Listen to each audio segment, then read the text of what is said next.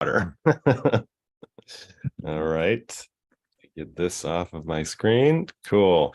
All right. Welcome, everybody. I am charging my little mouse because it decided to go out of battery charge. But anyway, as everyone files in, I won't just jump right into it. But for those of you who do not know who I am, my name is Max Timm. I'm the Director of Education with the International Screenwriters Association. The ISA is a screenwriting resource for screenwriters and other, filmmakers, creatives, actors, et cetera, as well. But you can go to networkisa.org to find out more. It's this big, huge, massive website with a ton of extra supportive materials, writing gigs. You can create your own profile. You can host your own scripts and things and make little video pitches. It's a growing website. We've been around for about, I think we're going on 12 years. But I host all the classes and a lot of events, and I do a lot of development on our production side. So I'm kind of, I'm in the depths of development work on a regular basis. This kind of thing I do regularly. I also work one-on-one with writers through my Story Farm consulting company. You can go to thestoryfarm.org. I'm offering huge discounts right now if you are interested in working one-on-one. But yeah, you can go to thestoryfarm.org and find out more. But this is not meant to be a sales pitch. I just wanted everybody to kind of roll in and get settled. It's Sunday. Thank you for not watching football and instead spending time with me, although we might be a little early for football, but there may not be a whole lot of football fans here, which is totally fine. I've actually started to give up on my Chicago Bears. Anyway, I am here to give a relatively quick class on how to develop characters in a compelling way, but also specifically compelling characters. There's a lot that goes into that, that term, how to develop compelling characters or characters with layers. There are so many different ways you can do that. What I'm going to focus primarily on is getting us as writers to a place in our development where we can start to see actual moments based on who these characters are, as opposed to a lot of character development that occurs as sort of a character sketch or like a backstory that is written about the particular character, and then thinking that that's enough.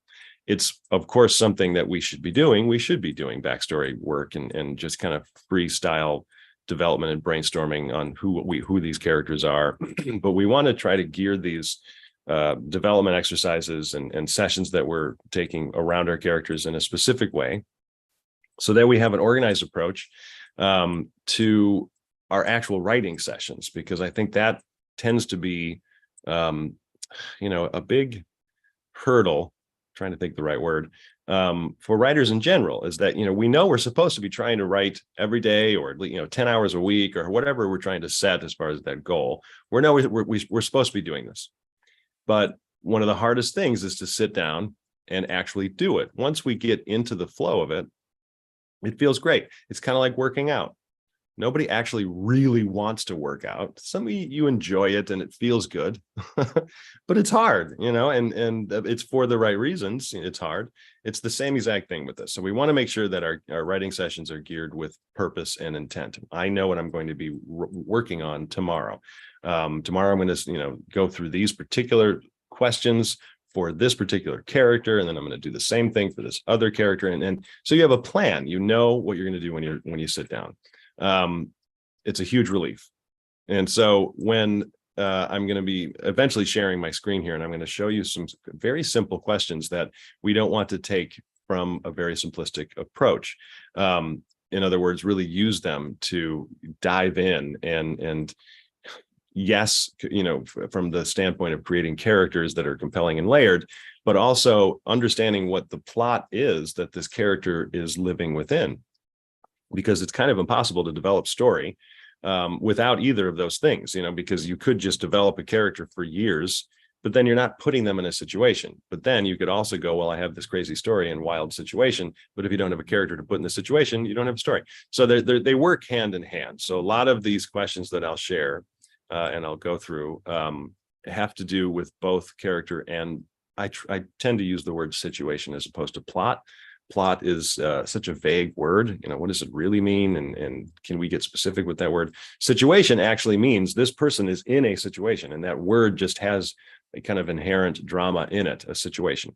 There's a pursuit towards something, and then problems occur that keep them from achieving whatever pursuit or goal. So I'm going to share my screen in a second, but I also want you all to know that you are welcome to make comments, to ask me questions anytime. I'm probably going to go maybe like 45-ish minutes, and then I'll take as many questions as you have. And it can be about anything in terms of the questions. If the questions don't necessarily have to do with the questions that I'm going to be sharing on screen, or about character development or story, and instead the questions are about contests or what's going to happen with the WGA and the actors strike and industry stuff, save that for the end, and I'll hit those just so we can kind of stay on topic.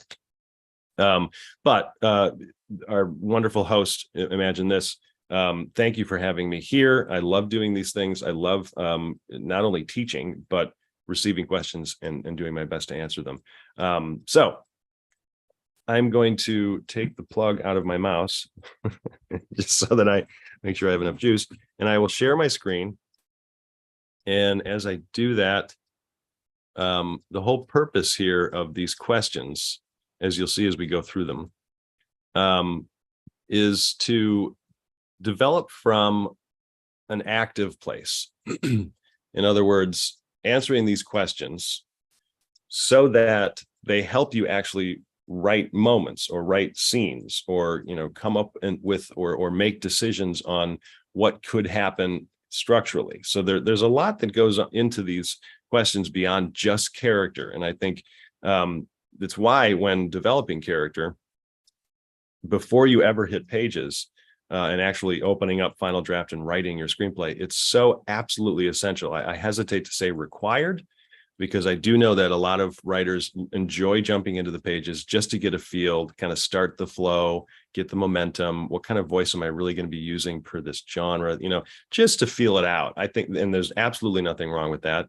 What we can't do is get stuck in thinking those scenes that we're writing so early on are the best versions, or even scenes that will be used or in the final script. I mean, we get too attached to the page once we open up Final Draft. Something happens in our brains. I'm speaking from experience, and I'm sure you all know this.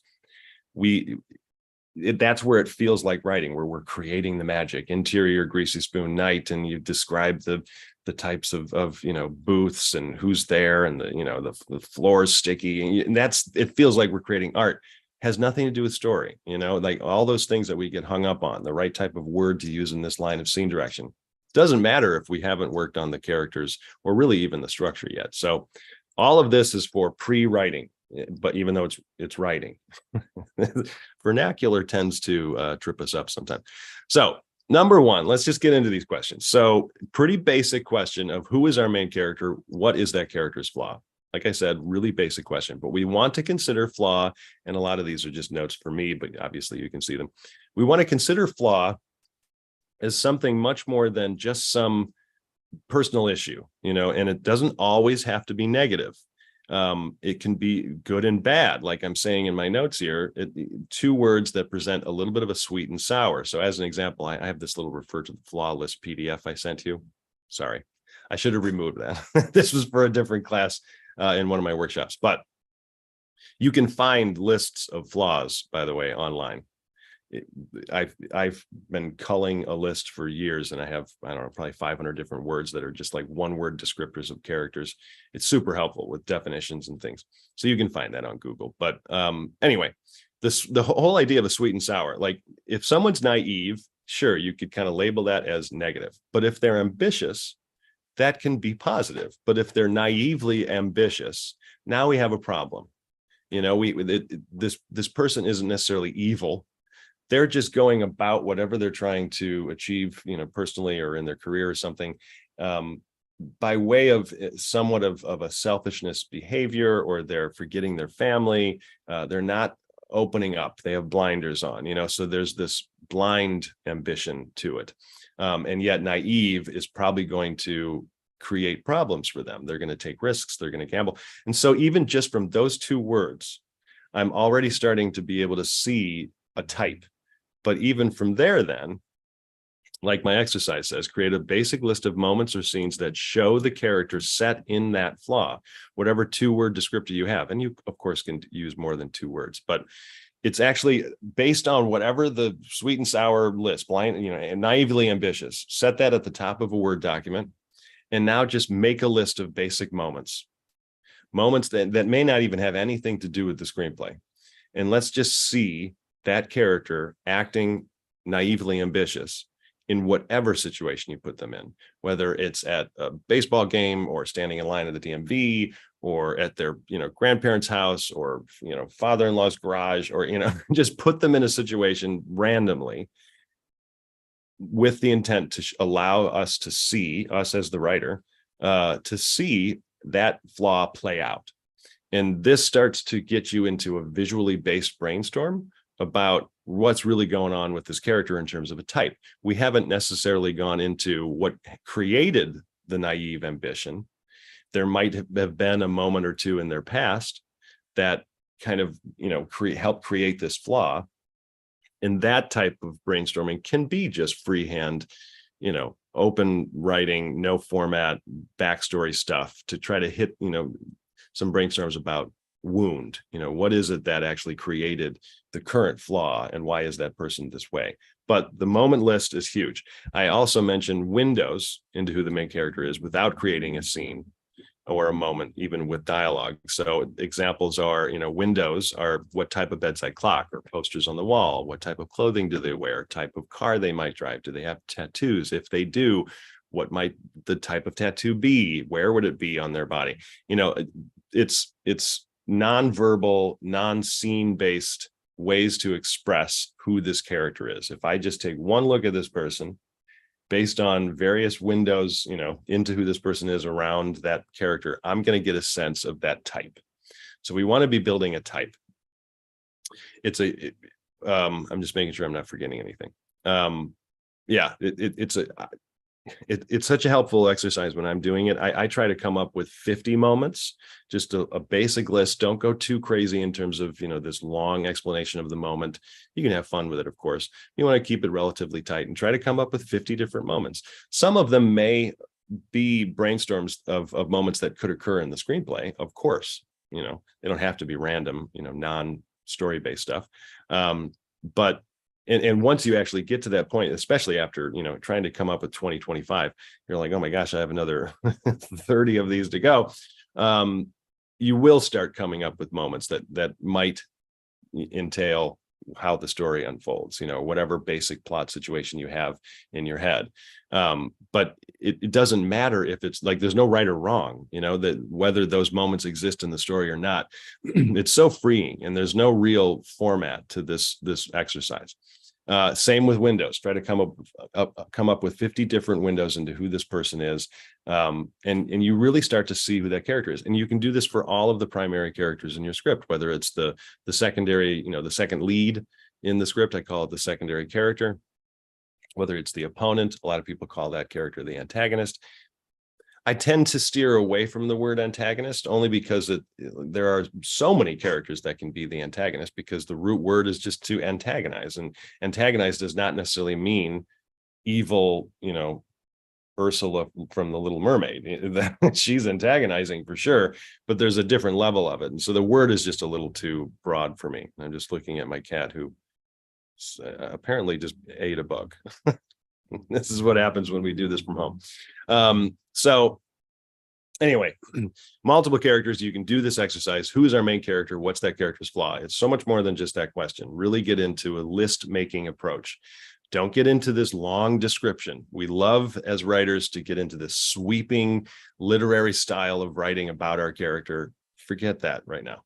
It's a list. Boom, boom, boom, boom, boom. You can then get into some descriptions in a different document or something if you wanted to further play out one of those moments or one of the scenes that you might come up with. And if you really get excited about a particular scene, then go into Final Draft and try to write the scene. Just see how it plays out. Just have fun with it, but don't take a lot of time with it. Because again, and I'm writing from experience, we'll be working in a scene in Final Draft and we start staring at a particular line of dialogue like, what would they say here? What's the perfect word? Doesn't matter. It does not matter. Don't worry. Don't get stuck just staring at the lines of dialogue. Just move through it. Okay. Number 2.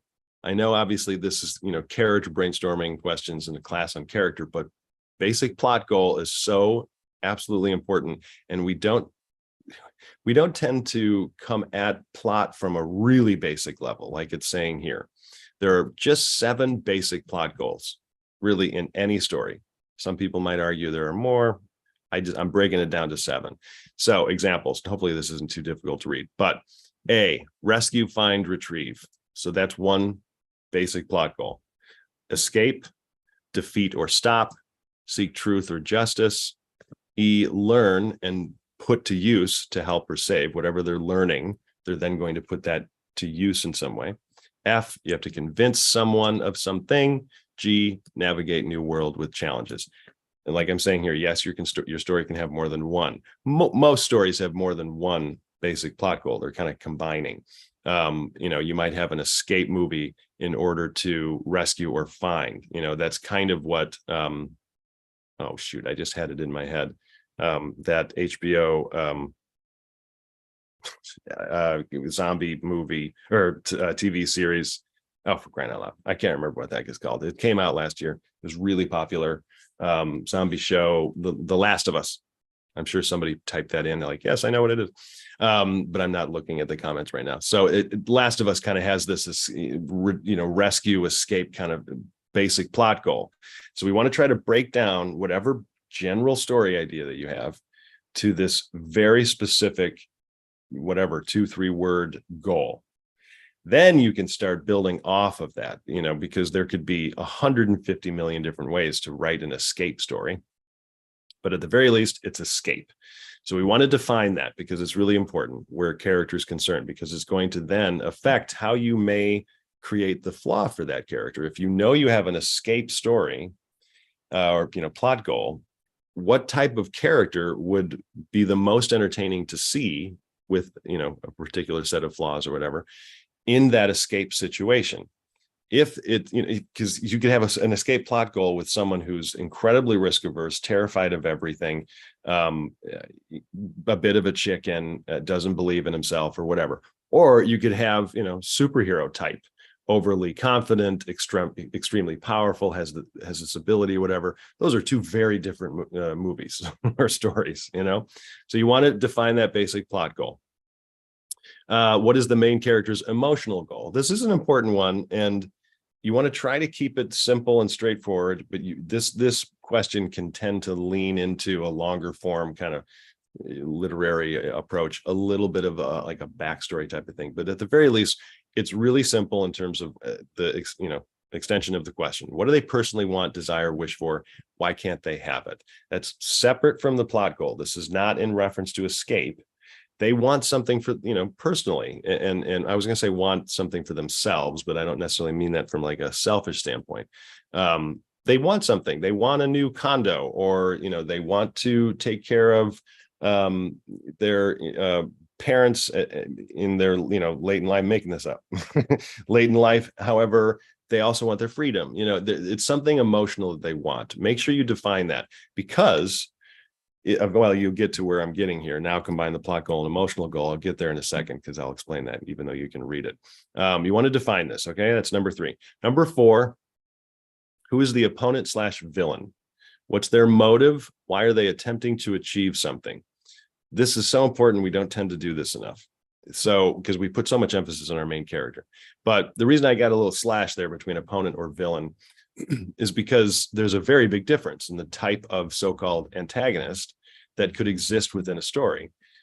An opponent could be in a romantic comedy, like a Sally in When Harry Met Sally is more often than not opposing Harry just because of who she is.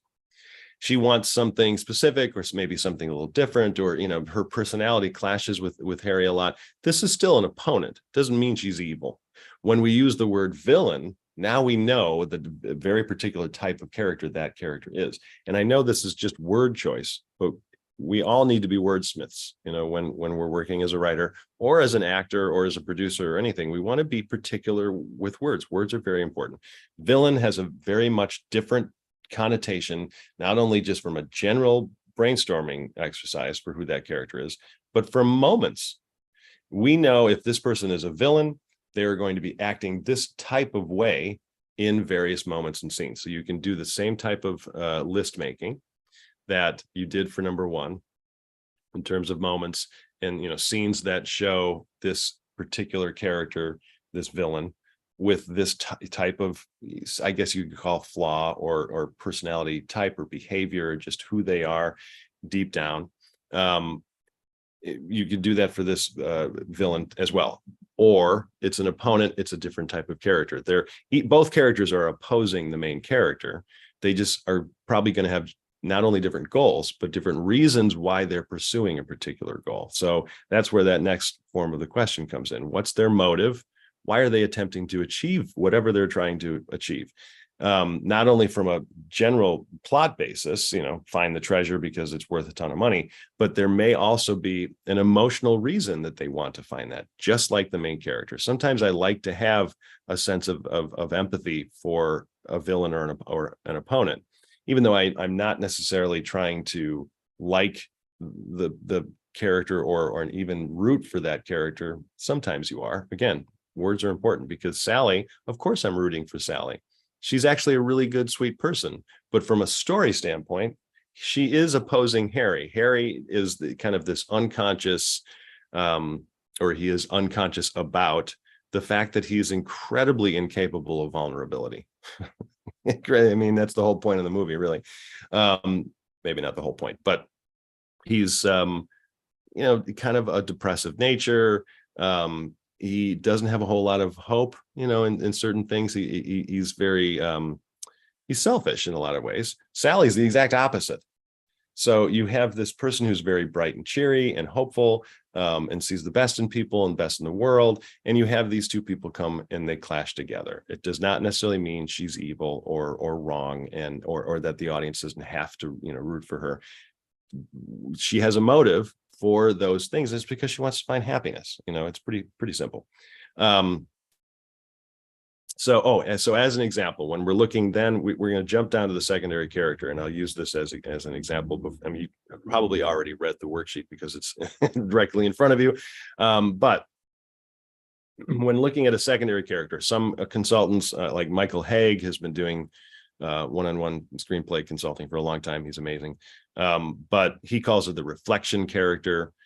Some people call it the dynamic character, whatever the second lead is that's going to be going on the journey with the main character. It's you know, Samwise to Frodo. It's, you know, Obi-Wan, the mentor, to Luke Skywalker, Doc Brown to Marty, you know. So anyway, what we want to be considering when it comes to the secondary character, this is a really big question, but it's a little scientific even.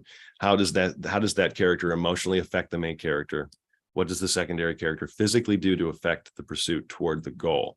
Those are technically two separate questions, all within one sentence, because they live together. But a perfect example, and a very exaggerated example, but it works in terms of just kind of understanding the purpose of a secondary character, and in a lot of ways the opponent, is Finding Nemo. So you have Marlin, who's Nemo's dad, who is completely incapable of letting go, and so very overprotective, extremely risk averse, and he can't let go of anything. He's so attached to everything, worries about everything. Who is the perfect secondary character to go along this journey through the vast ocean to find his son? But Dory, who quite literally forgets everything every 5 minutes. She like has to let go. It's in her nature physically to let go. Just by her being her, going along this adventure with Marlin, she is going to affect him. So that's where part of this comes along. You know, how does that character emotionally affect the main character? It in another way, you could say, what is the role that secondary character plays in the main character's life? And you want to define that. And it comes from basically flaw work. You know, who is Dory? Why, you know, what type of personality does she have? What are her flaws? You could very easily call that a flaw, that she has memory loss.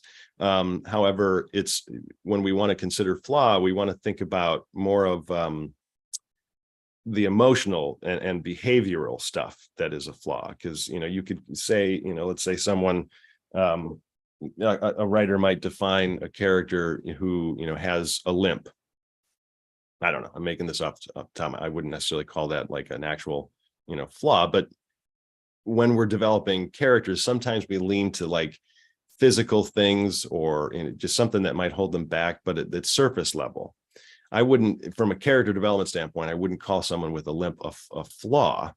It may hinder certain things that they can or cannot do, but it isn't really what needs to be corrected in the end of the story. And that's the whole point of what, this process and exercise of developing character. Who are they going to be in the end? And in the case of most Disney movies or Pixar movies or kids adventure animated movies and even TV shows over a long period of time, the character changes, and by almost 180 degrees. Marlin is quite a bit different at the end of Finding Nemo than he was at the beginning.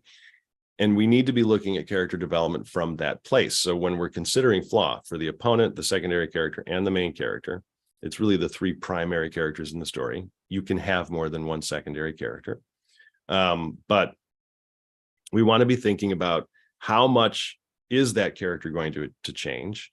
What does that say thematically? And that's a little bit of number 6. But it also helps you see the scope, like that actual arc, not only of the character, but of the story. Because if you want someone to go from, Marlin, who is the one way in the beginning and the other way at the end, that's a big arc. He's going to have to go through some really serious, big set piece type of moments to force him to change. So all of those moments are forcing him to confront his flaw. So I like to look at just general story development as really flaw confrontation throughout the whole thing. The moments and scenes that you're developing exist or will exist for and this is maybe, don't take this too literally, but for the purpose of that main character facing up to whatever's going on emotionally inside of them. A lot of times they don't even realize those flaws are there as flaws anyway, because they're just living with who they are, like we do. We're all flawed, but we're not bad people. But sometimes life pushes us into a situation where we're like, whoa, I am not emotionally ready to deal with that. I could change and then probably better face that situation, but change is really difficult. That's why all of these obstacles exist within a story. My brain's going into this idea of TV series development, and all of this can work for TV because we still want to be considering all these questions for TV series. But as we all know, characters may not change at all throughout the course of a TV series. I would say 90%, maybe even more of the time, they do. They evolve and they change. But the purpose of a TV series isn't always necessarily for a very character-driven approach so that we're tuning in because we want to see this particular character be completely different at the end. We want to tune in every week because we like this type of character within this type of situation. So it's much more situational. That in other words, we're tuning into Stranger Things as a random example to see the cool moments and these kids and their friendships and them fighting monsters and the 80s throwback and yeah, it's great to experience the evolution of these characters and how they change over the course of one season or 4 or 5 or something. And you do want to consider that when developing a series. But it's more about really understanding the type and how that situation that you're brainstorming that the character will be in is going to be that much more entertaining because of the type of character. So it's the same work. It just is with a little less focus on major change. You could see Walt, if you're developing Breaking Bad, how different Walt is going to be in the end, but it takes a while for him to get there because it's the process. I mean, it's in the title. It's the process of him breaking bad. It's interesting to see him slowly break badder and badder. That's why we're tuning in. So anyway, it's a much, much slower process of evolution. Sometimes not at all. Like in a half-hour comedy or like a traditional sitcom, those characters don't change at all, but we're fine with that because we want to see those, in half-hour comedies, usually slightly exaggerated characters within these different, situations, and with the other characters who are very particular as well. So anyway, I just wanted to kind of hit the TV side of things. These still work just fine for TV with less emphasis on major change. So secondary character, how does that character emotionally affect? What does the secondary character physically do to affect the main character's pursuit? So if you look at 40-Year-Old Virgin with Steve Carell and Paul Rudd and Seth Rogen and all these people, those guys they're multiple secondary characters. There are a couple of them that are a little bit more prominent and important in Steve Carell's life and story, but they're physically putting him on dates. Now, not every single movie is that specific or kind of obvious. I should say not every story, but every secondary character is going to do something physically to move the main character, in certain directions. And when looking at we'll say these first 5 questions, I doubled up number 5. I'm just noticing the typo. There are actually 7 questions. I just now noticed that. But anyway, I took all of this to kind of an exaggerated approach when developing a script years ago that never went anywhere. So I'm kind of using it as educational fodder here. But I took all this to a literal degree and said, okay, I'm going to first create a very particular type of character, meaning I'm going to really drill down all the flaws, come up with potential just basic moments and lists, and just draw out who this character is going to be in a really simple way. And so I created a character who is risk averse, romantically hopeless, history nerd, terrified of travel, just wants ultimately emotionally to find a partner to be with, to get married and just settle down and find someone who loves him, just this very simple character sketch. But through that simple sketch, I really knew who this person was. But the true fun exercise was trying to come up with situations, or really an overall situation of the story, that this character would never want to be in, to really go to the extreme of what possibly could I do to this character that is going to draw out all of these flaws. And from there, and I already kind of had a little bit of a background story that I had written a previous draft of. It was like this really kind of high action adventure, very much like the Da Vinci Code, with all of that kind of King Arthur, backstory and stuff. But then the Da Vinci Code came out and I was like, okay, well, that's a lot better than my story. I'm gonna have to change it. So I decided, okay, well, I want to write something about King Arthur legends and some of the intrigue there, and then some kind of cool connection to the history of Jesus Christ and the lineage and the Holy Grail and all that stuff. Not in any way like this really religious story or anything, but I had that in the back of my head. So I thought, okay, well, what can I do? Long story short, I came up with this idea to place this type of character in an extreme sports contest tour through Europe. So it's got a history, tour, like it's a literal group of people who's going on a history tour through Europe, but it's an extreme sports contest, meaning they have to get to the end, kind of like an Amazing Race. And I thought, this is, at the very least, even if this thing never sells, it's going to be hysterical to see this type of character in that situation. And that's what all these questions help me get there. Come up with moments, different things, contests that he's going to have to actually compete in. And of course, then it helped me create the character of the tour guide, who is this like super athletic, really strong woman who is leading the tour, but she actually believes they're going to find the sword Excalibur at the end of this tour. Like it's kind of a ruse. Like she really thinks they're going to find it. And she thinks Arthur, the main character, of course, I named him Arthur, is the one to do that. And of course, Arthur ends up falling in love with the tour guide because of the whole romantically hopeless part of him. And so this situation just kind of naturally came together because of type of character, type of situation. From there, I had to actually execute the story and then come up with who the secondary character is going to be, et cetera. So that's a very literal approach to breaking down these questions and then answering them, based on, who can I create from this? you don't have to, all these questions can work even in low concept ideas like a ladybird, where she just wants to get out from under the shadow of her mom. She wants freedom, and she wants to experience that freedom because she feels like she can't experience that. She wants to get out of this town, et cetera. And so she's just going to try to experience life. It's a pretty low concept idea. It doesn't mean it's a bad idea. I think it's a great idea. But you still have all of the same types of approaches here, with these questions, even in a low concept idea, something that isn't an obvious high concept liar, or The Purge, or, that kind of thing. Then, and I see a question come in through the chat. I'll get that in a second. But then we want to look at combining the plot goal and the emotional goal in a sentence.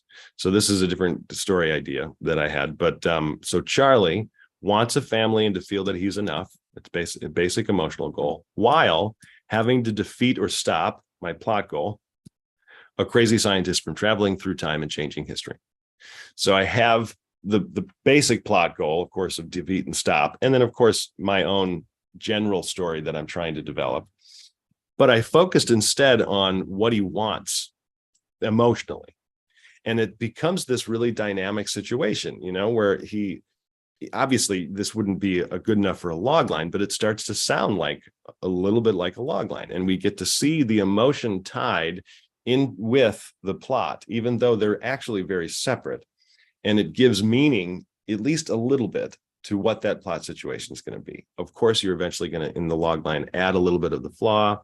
You're going to add, a major twist, a setup event. Some of us call it the inciting incident. You're going to actually, put a structure to the log line.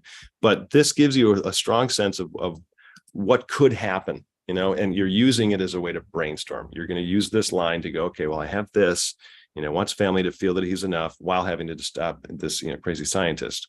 What are moments that could come from that? Let me just brainstorm some possible moments. Where are they going to be when this happens, et cetera, et cetera, et cetera. So this is why character development is directly related to just general story development. Finally, this is pretty open-ended, but how does the correction of the flaw, so if you really wanted to look at it in an exaggerated way, the opposite of the main character's flaw, doesn't always have to be opposite, but how does the correction of the flaw show the character arc?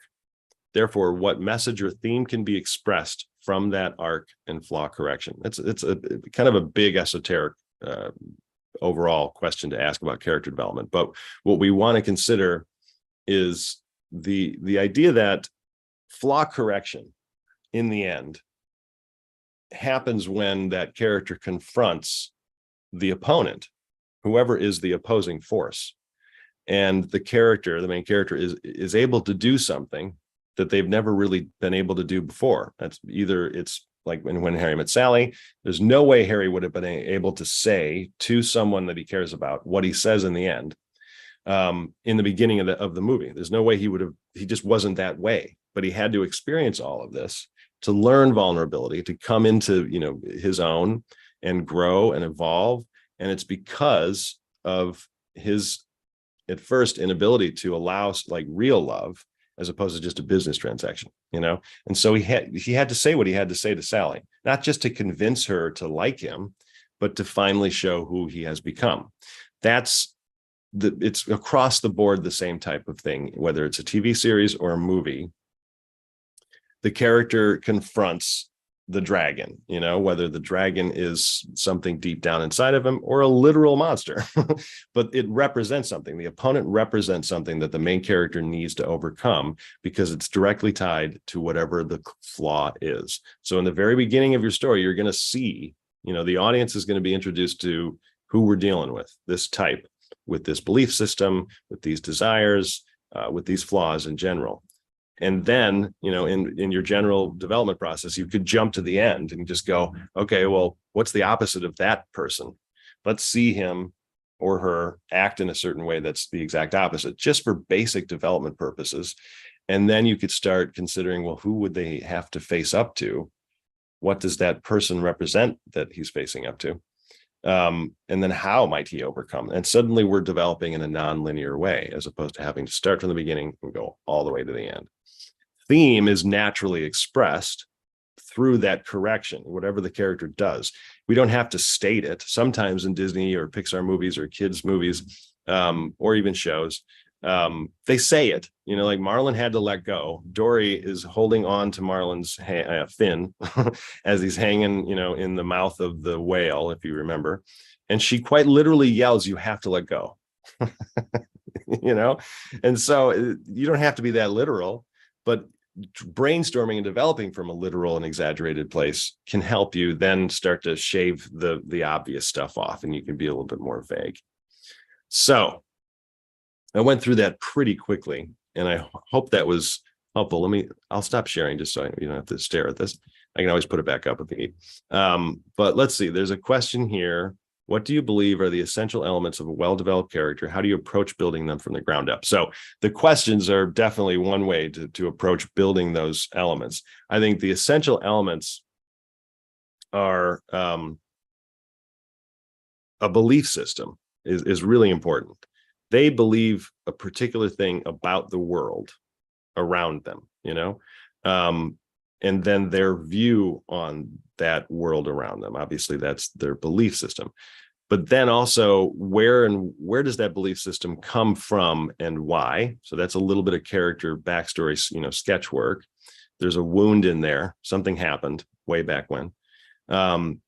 We don't necessarily want, a lot of times in this, I kind of wanted to hit on this. We're talking about character flaw development, but a lot of times when we're developing characters from just like a character sketch backstory approach, we fall in love so much with the backstory development that we've done that we feel we have to throw flashbacks into the story. You don't actually do that. Flashbacks are too easily used as a crutch to just get information across to the audience. What we as an audience member, and you're all audience members, we like to participate in a story. We like to assume things. Maybe this happened, maybe that happened. Most of it is not all that important, because what we want to focus on is the here and now. Who is this character right now, and what are they going to experience, and then how are they going to get over not only the confrontation of some form of plot situation, but also emotionally. Well, how are they going to get over what they don't even realize sometimes they have to get over? Marlin at the beginning of Finding Nemo didn't say or even think, I know I am overprotective, and I know that I'm, well, he may have been aware that he was overprotective, but he not once thought he needed to change. He was perfectly happy being that way. This sudden situation comes up where Nemo's, kidnapped, we'll just say. Now he has to go confront these fears, but he again isn't coming at it from a conscious place of, I have to now confront my flaws. I just have to find my son. Like that's it. Retrieve, plot goal, Meanwhile, it's scary as he goes through all of these situations because of his flaw. So that's what I mean by this place of understanding where it came from. And they did have one little flashback moment, and you wouldn't even call it a flashback. It was just the first scene of the movie where we see what happened. Where this fish came and ate all the eggs. It's really a horribly sad scene. But between Marlin and his wife, and there was only one little egg left, and it was cracked. It was just this really horrible thing. All of his kids were killed. But that is what created his overprotective behavior. It's very literal, very exaggerated and obvious, but from the dramatic approach, or writing a little bit more of an adult-oriented movie or story in general, you can be much more vague. And we don't need to know exactly what happened way back when to create such a flaw. And not every flaw needs to be so obvious, of incredibly overprotective and terrified of everything and risk averse and can't let go. We don't need to have it be that big all the time. But you do need to understand why the person is who they are now based on what something was in their backstory. I think those are the main elements from this place of flaw, and looking at it from a more of an emotional thing and not just surface level, and then considering the fact that this person doesn't necessarily know that they have to correct the flaw. They've been living in this flaw for their whole life. Maybe, most of the time, at least as far as we're concerned as the audience, when we come into the beginning of the story, that person is that way. And they then have to go on this journey in order to change. That's really the whole purpose of any story. How much they change is up to you. They may just have like a little inkling of a possibility of changing in the end. And if that's how you want to end the story, great. That's, it's completely relative to the type of story you're writing. Another question, how do you approach the process of showing rather than telling when it comes to revealing character, flaws, traits, and emotions? Really good question. So as an example, let's see here. One little window that I developed in this comedy adventure about this risk-averse, romantically hopeless guy that goes on this, extreme sports contest tour. I came up with a brainstorm that he works for a travel agency, which don't really exist anymore, but works in a travel agency. That in and of itself is absurd. Like, the guy's terrified of travel, and yet he works for a travel agency. So even that is a little bit of a window into who this person is. There's irony there. And it shows that he probably does want adventure in his life. He does want his life to be more than what it currently is. He's just too afraid to pursue it. So there's real fear that lives inside this character. Other things, showing rather than telling. So if let's say you currently have a screenplay that you've written like a draft of, and you've done a lot of this work, and you kind of have this understanding of what the flaw is. Maybe you have to develop a little bit more. You have all these characters, you have a story. Come at the redevelopment from a place of, I am completely unable to write any dialogue. And just force yourself to at least think that. I'm not saying the next draft that you're going to write has to be without any dialogue. That's really difficult, but it really sets your writing brain in a different place. I need to present a scene that shows this character doing something, whatever it might be. Like, it could be as simple as that character trying to cross the street. And some people in real life will just go out into the crosswalk and they'll be like, yeah, they'll stop. And they do most of the time.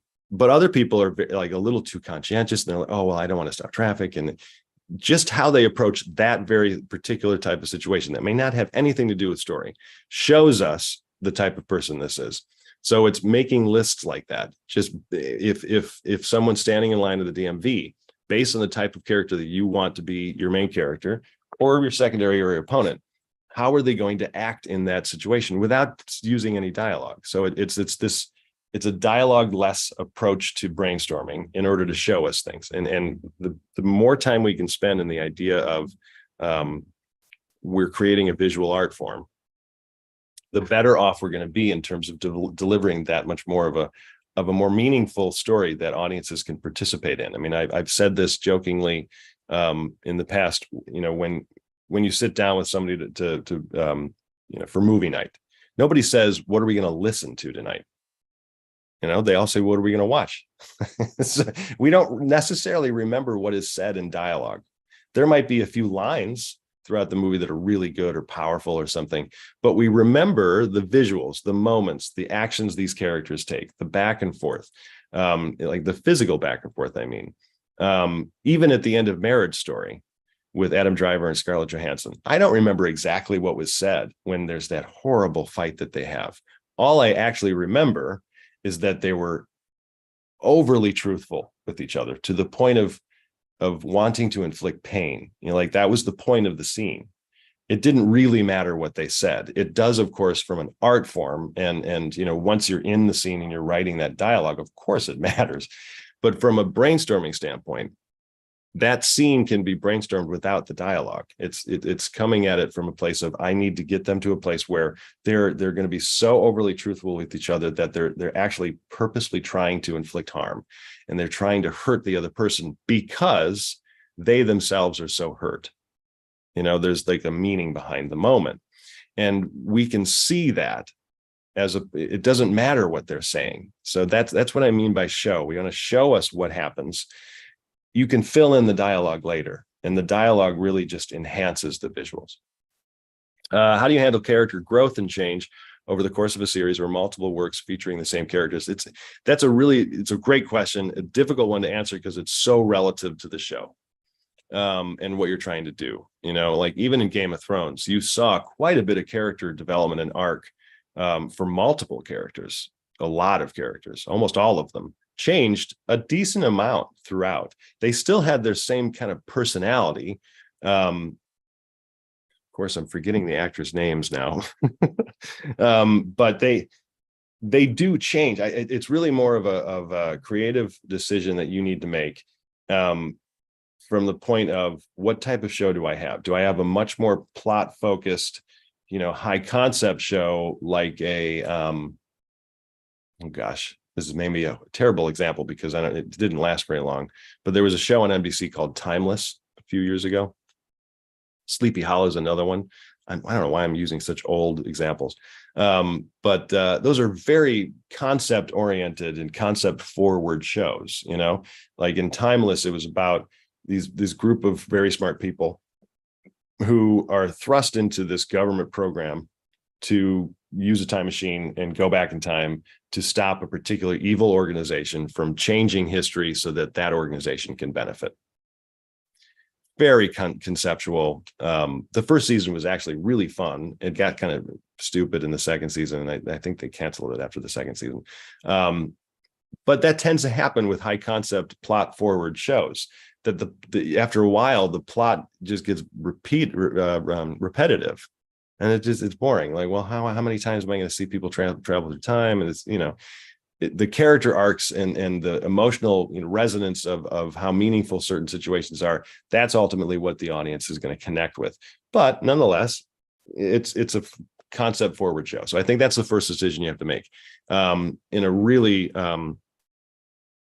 I'm trying to come up with an example that is relatively recent, but I think a really good example is, although it's not perfect because you don't have necessarily multiple seasons, but we'll look at, it was the Yellowstone prequel, 1883, I think it was, 1883. I loved it. I thought it was fabulous. From a conceptual standpoint, it's based on it being a prequel. So people coming in already know that it's like the family that formed the family in Yellowstone, et cetera. But that really, you just kind of accept that. But the conceptual approach to the show is wagon train moving west. And the people that experienced that, move. I'm just trying to put it extremely lightly.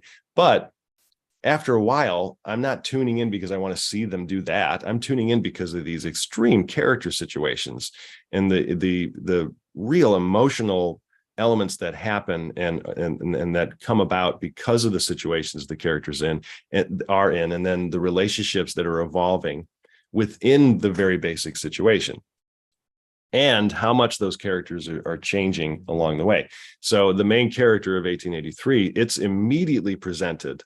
And that's one reason why I loved it so much, because I kind of like characters like this. But she was so naively hopeful and optimistic and bright-eyed, and saw such a level of possibility for the future in the very first few scenes of that show, within this almost like desolate apocalyptic world. It was this wild, untamed land. They have almost no provisions, extremely dangerous, and yet she's this way.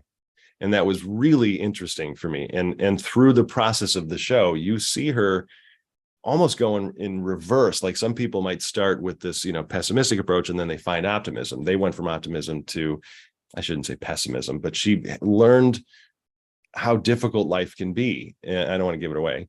If you haven't seen it, it's totally worth watching. But so how do you handle character growth and change over the course of a series or multiple works featuring the same characters? It's looking at the very least, from a general formulaic approach, one season of a TV show, eight episodes, 10 episodes, 12 or whatever, is like one long movie. So you're still structuring it out. You're still arcing those characters over the course of that time. But again, a lot of it has to do with the type of show you're making. If you're making an NCIS or, a Chicago Med, a procedural type of network show, those characters will change and have experiences that change them, but it isn't really about their changing. It's more about that type experiencing these emotional situations and seeing how they're dealing with them. Then, of course, you put the big plot situations of in every episode, disaster or emergency or medical trauma or whatever. So a lot of it has to do with the type of show you're trying to write, especially when it comes to a traditional sitcom or half-hour comedy. Half-hour comedies nowadays do have that arc with the character, but it's very small and it's gradual. And we're tuning in as an audience member more about seeing this type of character in this type of situation. In a movie, we're doing the same thing, but we want to also see how different that character might be. What is that character going to learn? Even in Back to the Future, Marty has these moments. At first, when I was really thinking about Back to the Future, at least in terms of the first movie, I thought, well, Marty doesn't change. He doesn't really change until the very end of the third movie when he decides not to race Flea. Flea was the actor. He was in a band. Anyway, that was like the first real sign of major change for Marty. But then I look back at even just the first movie, and the first movie was extremely flaw confrontation oriented, meaning we set Marty up as this type who's not very confident about his music, and yet he's a kind of a cocky, smart aleck kid in other situations. But more importantly, he does not have a connection with his parents at all. And he's actually a little embarrassed by them, and et cetera, et cetera. So what's the situation they put him in? To find out that they were no different than he is. And so there's this actual emotional experience that Marty's going through. It's sort of, like hiding the veggies, if you will, because Back to the Future and the story itself is so much fun to watch. And you have all these, technological advancements at the time anyway, cinematically. And then Doc Brown and the time machine, so it's just this really fun puzzle that we're watching unfold. And yet he's actually having some very emotional moments with his dad. His dad says something that Marty said in the beginning of the movie. So even though Marty isn't going to be completely different by the end of the movie, he's still going to be himself. He will have learned a lesson in some way. So it's just about making the choices of what type of show is this? How much do the characters need to change? Because it may not be necessary to have this major arc, but it's still absolutely important, and I would argue required, to see the character experience emotional moments. And those emotional moments are based on, at least the difficulty of those moments are connected somehow to what's going on emotionally inside of that character. That's why they're difficult. It can't just be a physical obstacle, like, oh, we're going down the road and there's a giant boulder. How are we going to get over it? That's interesting, but it's not emotional. So there has to be some kind of emotional connection. Any other questions? I went through all that really fast. I mean, this is only one tiny part of the overall development process, but it's so absolutely essential that we take the time, and I preach this constantly. Take the time in development mode for much longer than you think you need. In other words, don't jump to pages too quickly, at least in terms of, okay, now I'm going to write the script. It's fine to write some scenes every now and then to get the feel. It's fun. Just, you cannot allow yourself to be attached to those pages, especially even really when you're getting into the first draft of your script. The purpose of that draft is really just to kind of test out your ideas and brainstorms. Does this work? So you want to get through it fast, because that first draft is not going to go anywhere. You might give it to some, people and friends who you trust to read it and kind of give, a lot of notes and feedback, because that it needs to improve. The whole idea of a first draft is to use it as a blueprint for the next draft. You have to rewrite that thing. There may be some scenes in that first draft that really work, but it's much more of like a bird's eye view. Does the story work? Does it make sense? Are my characters compelling enough? Have I hit the main beats in the overall structure? But the scene work itself is less important in the first draft. So that's why, if we can spend so much more time working through conceptual development, just breaking down basic plot goal, some backstory stuff, maybe the reasons for just the situation, just to make sure that we understand concept, and then making sure we're choosing the right genre, theme, the overhead, bird's eye view approach. Then you get into character development, really get into all these different questions, and feel out who these characters are. Why does this character need to experience some kind of a journey? And it's based because primarily on the flaws that are going on within them. Then you get into structure and you actually start laying out the beats of the story, and you see where the moments occur, and you can always bounce back to concept, from the consideration of maybe the goal needs to be bigger or different, or maybe the opponent actually has this different motive, and you can bounce back. Once you get into those pages, it's so hard to go back and go through that development process, because you feel like you just have to plow forward. But you can work in a non-linear approach, meaning bouncing from my opening of the story to the end, and then what might happen in the middle, and it's much more free. And if you spend enough time in that overall outlining approach, by the time you're done with all of that and you really get detailed in your outlining, that'll feel like your first draft. Then you can get into the pages, because all the scenes that you have brainstormed, how it's going to flow, what the next scene is going to be. Then you can actually have fun in the artistic approach of writing the scenes, and what are the visuals and the scene direction and the scene heading, and do I use parentheticals, and what's a great line of dialogue. Those decisions can be made then. They're just not important at the outset.